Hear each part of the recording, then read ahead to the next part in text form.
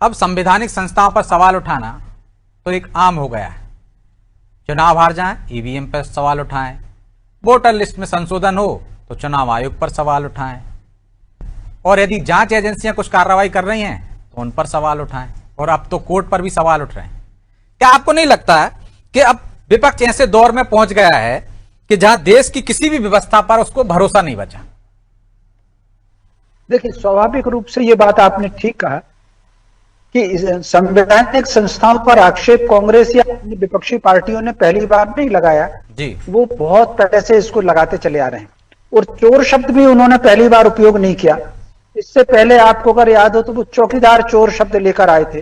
वो अलग बात है कि बाद में फिर उन्होंने खेद व्यक्त किया था। तो चोर प्रधानमंत्री के लिए था। संवैधानिक संस्थाओं को कटघरे में रखना एक लंबे समय से भारतीय राजनीति में इसको हम लोग देख रहे हैं। और मोटे तौर पर अगर आप एक और बात मैं बताऊं, कांग्रेस हमेशा गांधी जी का नाम लेती है।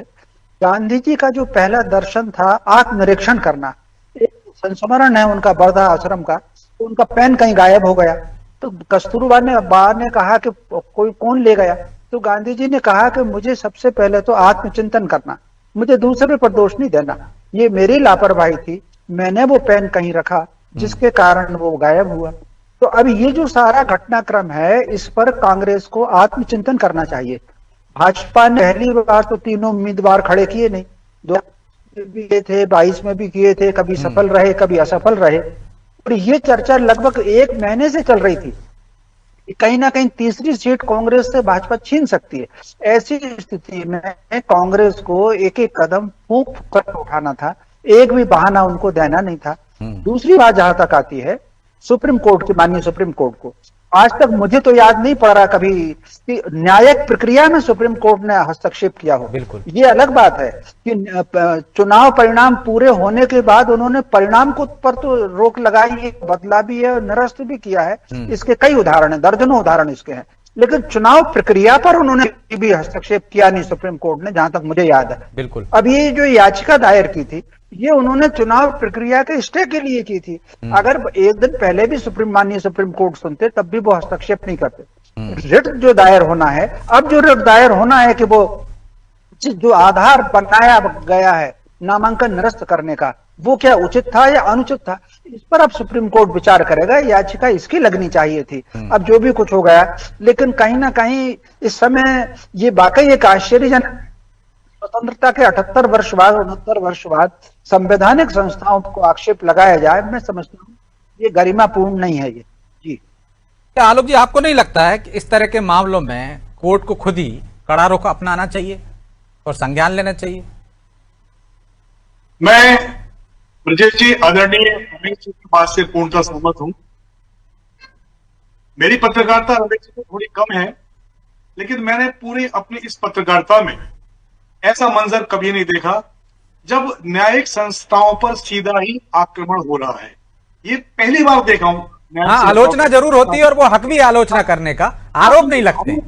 हम इतने डेयरिंग हुए हैं कि अब हम सीधे सुप्रीम कोर्ट पर भी टिप्पणी करने से नहीं चूक रहे हैं।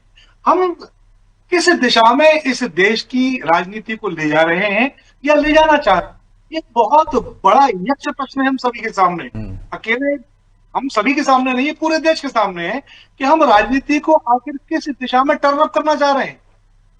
जिस सुप्रीम कोर्ट को, जिस माननीय न्यायालय को हम सभी, वो चाहे कांग्रेस भी हो, चाहे बीजेपी भी हो या आम आदमी हो, अंतिम आशा के रूप में देखता है, यदि हम उसी पर सीधा सीधा आक्षेप लगाएंगे तो न संविधान रहेगा न हम रहेंगे। वो तो अराजक स्थिति हो जाएगी ना, जब नेता कहेंगे साहब कोर्ट भी बिका हुआ है, चोर है, तो मुझ जैसा आदमी, आप जैसा आदमी, जो आम आदमी कहता है चलिए कोर्ट में देख लूंगा आपको, वो कोर्ट पर भी भरोसा नहीं करेगा, अराजक माहौल हो जाएगा। वो तो गन लेकर निकले आएगा कि मुझे न्याय तो वहां से मिलना नहीं है, तो खुद न्याय हासिल करने लगेगा।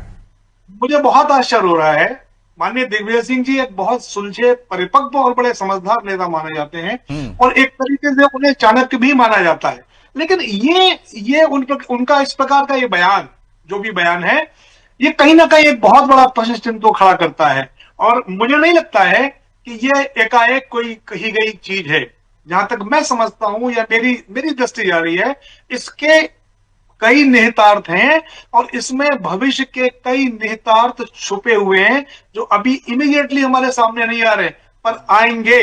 ब्रजेश जी, ये क्या मान के चलिए आप, क्योंकि दिग्विजय सिंह जी कभी भी कोई भी बात यूं ही नहीं कहते। अब तक का मेरा ये अनुभव है पत्रकार।